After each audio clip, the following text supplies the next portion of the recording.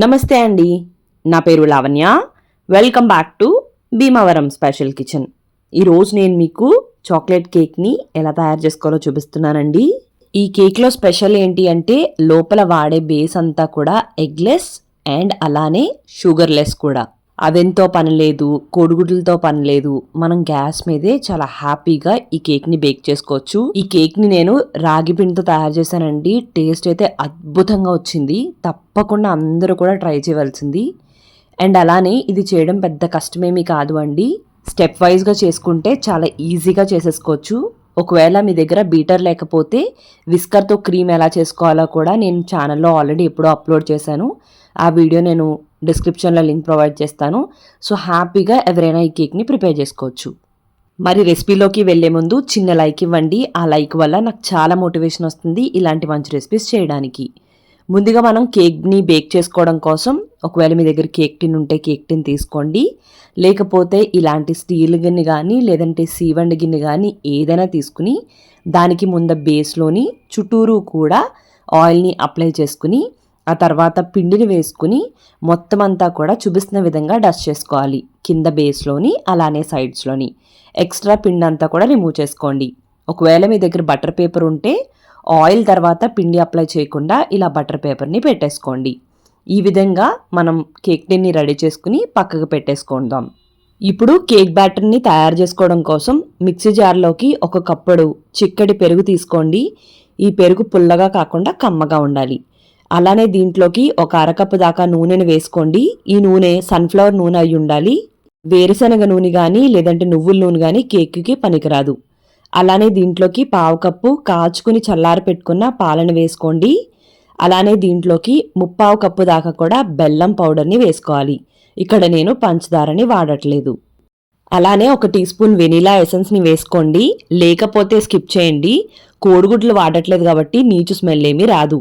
ఇప్పుడు దీన్ని మిక్సీ వేడెక్కకుండా ఇలా క్రీమీ టెక్స్చర్ వచ్చేంత వరకు కూడా దీన్ని గ్రైండ్ చేసుకుని ఒక బౌల్లోకి వేసుకుని పక్కకు పెట్టుకుని కేక్ని బేక్ చేసుకోవడం కోసం స్టవ్ని ఆన్ చేసుకుని ఒక పెద్ద కడాయిని పెట్టుకుని దీన్ని ప్రీహీట్ చేసుకోవాలి. దాంట్లో ఒక స్టాండ్ పెట్టుకుని మూత పెట్టుకుని దీన్ని సిమ్లో ప్రీహీట్కి పెట్టేసేయండి. ఆ తర్వాత మనం రెడీ చేసి పెట్టుకున్న మిశ్రమంలోకి అరకప్పు దాకా కూడా గోధుమ పిండి, అరకప్పు దాకా కూడా రాగి పిండిని వేసుకోండి. ఈ రెండింటిని జల్లించవలసిన అవసరం ఏమీ లేదు. అలానే దీంట్లోకి చాక్లెట్ ఫ్లేవర్ కోసం పావు కప్ దాకా కూడా కోకో పౌడర్ని వేసుకుని ఇప్పుడు జల్లెని పెట్టుకుని ఒక టీ స్పూన్ బేకింగ్ పౌడర్, అర టీ స్పూన్ బేకింగ్ సోడాని వేసుకుని వీటిని జల్లించుకున్న తర్వాత ఇదంతా కూడా కట్ అండ్ ఫోల్డ్ మెథడ్లో కానీ లేదంటే ఒక డైరెక్షన్లో మాత్రమే కానీ కలుపుకుంటూ మిక్స్ చేసుకోవాలి. కేక్ బ్యాటర్ని అటు ఇటు ఇష్టం వచ్చినట్టు కలిపేస్తే సరిగ్గా పొంగదు. అందుకు ఒకేలాగా తిప్పాలి. ఇలా రిబ్బన్ కన్సిస్టెన్సీ వచ్చేంత వరకు కూడా కలుపుకోవాలి. ఎక్కడా కూడా ఉండలు లేకుండా చూసుకోవాలి. ఇలా రెడీ చేసి పెట్టుకున్న మిశ్రమాన్ని మనం రెడీ చేసి పెట్టుకున్న కేక్ టిన్లోకి ఇదంతా కూడా వేసేసుకుని ఒక 2-3 సార్లు అయినా సరే ఈ విధంగా ట్యాప్ చేయాలి. ట్యాప్ చేస్తున్నప్పుడు చూసారా ఎయిర్ గ్యాప్స్ ఏవైతే ఉన్నాయో అవి పోతాయండి. అవి గనక అలానే ఉండిపోతే మనకి కేక్ సరిగ్గా బేక్ అవ్వదన్నమాట. ఇలా ట్యాప్ చేసుకున్న తర్వాత ప్రీహీట్ చేసి పెట్టుకున్న కడాయి మూతని తీసేసుకుని జాగ్రత్తగా ఈ కేక్ టిన్ని దాంట్లోకి పెట్టుకోండి. ఇక్కడ గుర్తుంచుకోవాల్సిన విషయం, ఈ కేక్ టిన్ ఆ కడాయి ఏదైతే ఉందో దానికి టచ్ అవ్వకుండా ఉండాలి. ఇప్పుడు మూత పెట్టేసుకుని దీనిపైన ఏదైనా బరువు పెట్టుకుని ఒక 45 నిమిషాల నుంచి 55 నిమిషాల వరకు కూడా దీన్ని బేక్ చేసుకోవాలి. ఇప్పుడు చాక్లెట్ గనాష్ని తయారు చేసుకోవడం కోసం ఒక గిన్నెని తీసుకుని దాంట్లోకి పావు కప్పు దాకా కూడా కోకో పౌడర్ని వేసుకోండి. అలానే ఒక టేబుల్ స్పూన్ దాకా కూడా కార్న్ఫ్లోర్ని వేసుకుని దీంట్లోకి ఒక అరకప్పు పంచదార కొంచెం తగ్గించి తీసుకుని మిక్సీ జార్లోకి వేసుకుని ఈ విధంగా పౌడర్ లాగా గ్రైండ్ చేసుకుని దీంట్లోకి వేసుకోండి. ఇప్పుడు ఇవన్నీ కలిసేలాగా కలుపుకుని ఇప్పుడు దీంట్లోకి ఒక కప్పు పాలని తీసుకుని ముందు ఒక అరకప్పు వేసుకుని ఇవంతా కూడా ఉండలు లేకుండా మొత్తం అంతా కూడా కలిపేసుకోండి. కలుపుకున్న తర్వాత మిగతా అరకప్పు పాలను కూడా వేసుకుని మరొకసారి దీన్నంతా కూడా కలిపేసుకుని ఇప్పుడు స్టవ్ని ఆన్ చేసుకుని స్టవ్ మీద ఈ కడాయిని పెట్టుకుని మధ్య మధ్యలో కలుపుకుంటూ ఎక్కడ ఉండలు కట్టకుండా ఇది చిక్కపడేంత వరకు కూడా ఉడికించుకోవాలి.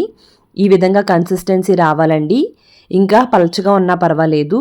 కన్సిస్టెన్సీ రాగానే స్టవ్ని ఆఫ్ చేసేసుకుని దీన్ని పక్కకు తీసేసుకుని దీంట్లోకి 1 టీ స్పూన్ దాకా కూడా బటర్ని వేసుకుని మరొకసారి అంతా కూడా కలిసేలాగా కలిపేసుకుని పూర్తిగా చల్లారేంత వరకు కూడా దీన్ని పక్కకు పెట్టేసుకోండి. ఒకవేళ మీ దగ్గర విప్పింగ్ క్రీమ్ లేకపోతే, మీకు విప్పింగ్ క్రీమ్ లేకపోయినా సరే దీంతో అయినా సరే కేక్ని డెకరేట్ చేసేసుకోవచ్చు అనమాట. ఇది లేకపోతే దీని ప్లేస్లో హర్షీస్ చాక్లెట్ సిరప్ ఉంటుంది కదా, దాన్నైనా వాడుకోవచ్చు. ఇప్పుడు విప్పింగ్ క్రీమ్ని తయారు చేసుకోవడం కోసం ఒక చిల్డ్ బౌల్ తీసుకోండి. ఇది నేను 2 అవర్స్ ముందు డిఫ్రిజిరేటర్లో పెట్టుకున్నాను. దీంట్లోకి ఒక 100 ml దాకా కూడా చిల్డ్ మిల్క్, అంటే బాగా కూల్గా ఉన్న మిల్క్ని వేసుకుని ఇక్కడ నేను ఒక 100 grams దాకా కూడా విప్పింగ్ పౌడర్ని వేసుకున్నాను అండి. ఒక్కొక్క బ్రాండ్కి అటు ఇటు అవుతుంది మిల్క్ క్వాంటిటీ అనేది. మనం ఆ బ్రాండ్ బాక్స్ ఏదైతే ఉంటుందో దానిపైన రాసి ఉంటుంది కదా, దాని ప్రకారం ఫాలో అయితే సరిపోతుంది. ముందు రెండింటిని కూడా ఉండలు లేకుండా బాగా కలుపుకుని ఆ తర్వాత ఇలాంటి బీటర్ ఉంటే కనుక దాన్ని తీసుకుని హై స్పీడ్లో పెట్టుకుని బీట్ చేసుకుంటే మనకి విప్పింగ్ క్రీమ్ రెడీ అయిపోతుంది. మనం చేసుకుంటున్నప్పుడు మధ్య మధ్యలో కంపల్సరీ ఇలా చుట్టూరు ఇదంతా తీసుకుని మధ్యలోకి వేసుకుని కలుపుకుంటూ ఉండాలన్నమాట. విప్పింగ్ క్రీమ్ లేకపోయినా అలానే ఇటువంటి బీటర్ లేకపోయినా మనం హ్యాండ్ విస్కర్తోనే క్రీమ్ని రెడీ చేసుకోవచ్చు. షుగర్ అండ్ గీతో ఎలా తయారు చేసుకోవాలో మన ఛానల్లో ఉంది. డిస్క్రిప్షన్ బాక్స్లో లింక్ ఇస్తాను, చెక్ చేయండి. హ్యాపీగా అండ్ టేస్టీగా విప్పింగ్ క్రీమ్ని మనం తయారు చేసుకోవచ్చు. విప్పింగ్ క్రీమ్ పర్ఫెక్ట్గా ఎలా అయిందో తెలియాలంటే ఇలా విప్పింగ్ క్రీమ్ స్ట్రైట్ స్పైక్స్ రావాలి అండ్ అలానే ఈ బౌల్ని రివర్స్ చేస్తే పడకూడదు అనమాట.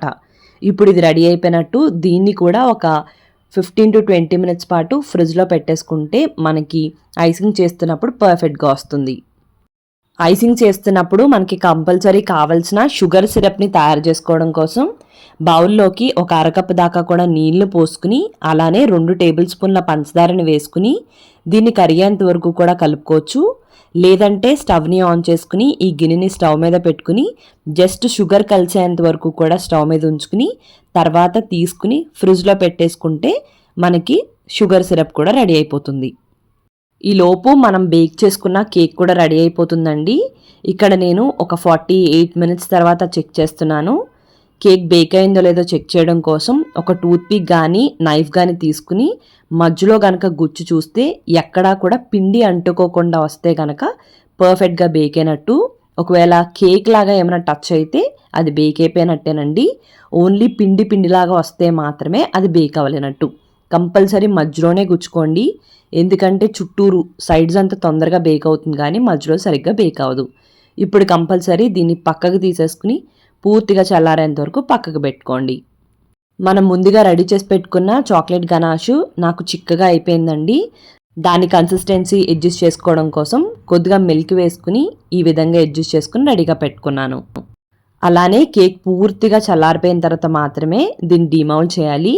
పూర్తిగా చల్లారిపోయిన తర్వాత దీన్ని బాక్స్ రివర్స్ చేసుకుని లైట్గా ట్యాప్ చేస్తే కేక్ ఈజీగానే వచ్చేస్తుంది.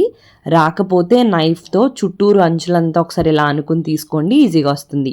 చూసారు కదండి ఎంత పర్ఫెక్ట్గా ప్లఫీగా స్పంజీగా మాయిస్ట్గా కేక్ రెడీ అయిపోయిందో. 100% చెప్తున్నానండి, ఇది రాగి పిండి అండ్ గోధుమ పిండితో చేసిన టేస్ట్ మాత్రం అద్భుతంగా ఉంది. తప్పకుండా ట్రై చేయండి. ఇప్పుడు దీన్ని కట్ చేసుకోవడం కోసం పైన అన్ఈవెన్గా వస్తుంది కాబట్టి పైదైతే కట్ చేసేసేయండి. ఒకవేళ ఈవెన్గా వస్తే పర్వాలేదు, అన్ఈవెన్గా వస్తే మాత్రం కంపల్సరీ కట్ చేసుకోండి. చూడండి ఈ పీస్ ఎంత పర్ఫెక్ట్గా కేక్ బేక్ అయిందో. ఇప్పుడు మిగతాదంతా కూడా నేను ఒక 4 లేయర్స్గా కట్ చేసుకున్నానండి. మీరు కూడా కేక్ సైజ్ని బట్టి 3 లేదా 4 వరకు కూడా కట్ చేసుకుని రెడీగా పెట్టుకోండి. ఇప్పుడు ఐసింగ్ కోసం బోర్డు మీద కంపల్సరీ లైట్గా విప్పింగ్ క్రీమ్ని అప్లై చేయాలి. దానిపైన ఒక లేయర్ని పెట్టుకుని కొద్దిగా ప్రెస్ చేయండి, అప్పుడు కేక్ అనేది కదలకుండా ఉంటుంది. ఇప్పుడు దానిపైన రెడీ చేసి పెట్టుకున్న షుగర్ సిరప్ని 1 లేదా 1.5 టేబుల్ స్పూన్ దాకా కూడా వేసుకుని అలానే 2 స్పాచులాస్తో కూడా మనం రెడీ చేసి పెట్టుకున్న విప్పింగ్ క్రీమ్ని వేసుకుని చూపిస్తున్న విధంగా ఈవెన్గా స్ప్రెడ్ చేసుకోండి. ఇప్పుడు దానిపైన రెడీ చేసి పెట్టుకున్న చాక్లెట్ గనాష్ని కూడా వేసుకుని ఈవెన్గా స్ప్రెడ్ చేసుకుని దానిపైన కావాలంటే చాకో చిప్స్ని కూడా ఇలా వేసుకుని మళ్ళీ లేయర్ని పెట్టుకుని మళ్ళీ దానిపైన షుగర్ సిరప్, మళ్ళీ దానిపైన విప్పింగ్ క్రీమ్, దానిపైన చాక్లెట్ గనాష్, దానిపైన చాకో చిప్స్ వేసుకుని అంతా కూడా ఇలా చేసుకోండి. ఇదే విధంగా టాప్ లేయర్ వరకు చేసుకోండి. టాప్ లేయర్లో మాత్రం షుగర్ సిరప్ వేసి దానిపైన ఈ విధంగా విప్పింగ్ క్రీమ్ అంతా పైన ఈవెన్గా పెట్టుకుని దాని తర్వాత సైడ్స్ అంతా కూడా ఇలా రెడీ చేసేసుకుని దీన్ని ఒక 10 నుంచి 15 నిమిషాల వరకు కూడా ఫ్రిడ్జ్లో పెట్టుకోండి. అప్పుడు దీనిపైన అప్లై చేసేదంతా కూడా పర్ఫెక్ట్గా వస్తుందన్నమాట. ఈలోపు డెకరేషన్ కోసం ఏదైనా నాజిల్ని తీసుకుని పైపింగ్ బ్యాగ్లోకి రెడీ చేసి పెట్టుకున్న విప్పింగ్ క్రీమ్ అంతా కూడా వేసేసుకుని రెడీగా పెట్టుకోండి. కావాలంటే దీన్ని కూడా ఫ్రిడ్జ్లో పెట్టుకోండి, మనకి ఫ్లవర్స్ అవి నీట్గా వస్తాయి. అలానే రెడీ చేసి పెట్టుకున్న చాక్లెట్ గనాష్ని కూడా ఇలా నేను పైపింగ్ బ్యాగ్లో పెట్టుకుని రెడీ చేసుకున్నాను.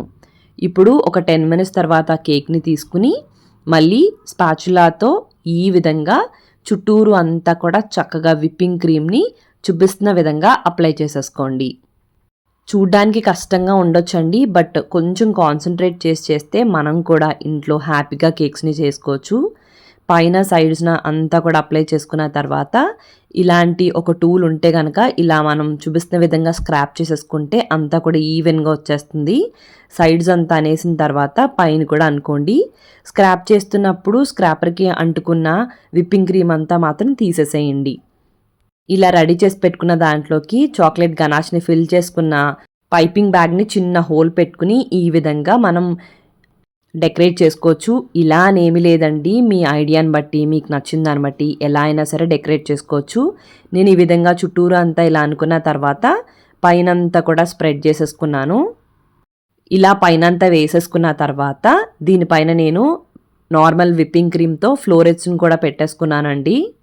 ఇలా కేక్ సైజ్ని బట్టి ఫ్లోరెట్స్ అన్ని పెట్టుకున్న తర్వాత మధ్యలో కొన్ని చాకో చిప్స్ వేసుకుంటే ఈ విధంగా కేక్ రెడీ అవుతుంది.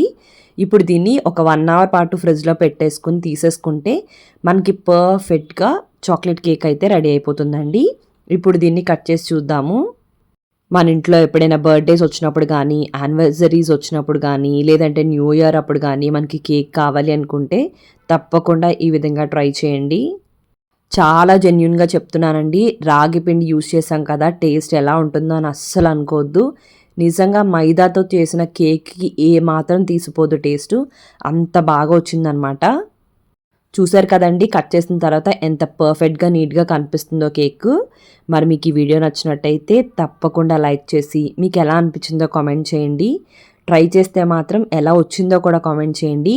అలానే మీరు నా ఛానల్ని ఫస్ట్ టైం చూస్తున్నట్టయితే సబ్స్క్రైబ్ చేసి పక్కనే ఉన్న బెల్లో ఆల్ అని ప్రెస్ చేస్తే నేను ఈ వీడియో పెట్టినా మీకు నోటిఫికేషన్ వచ్చేస్తుందండి. అలానే ఈ వీడియోని షేర్ కూడా చేయండి. థ్యాంక్ యూ అండి. మరి మళ్ళీ వీడియోలో కలుద్దాం.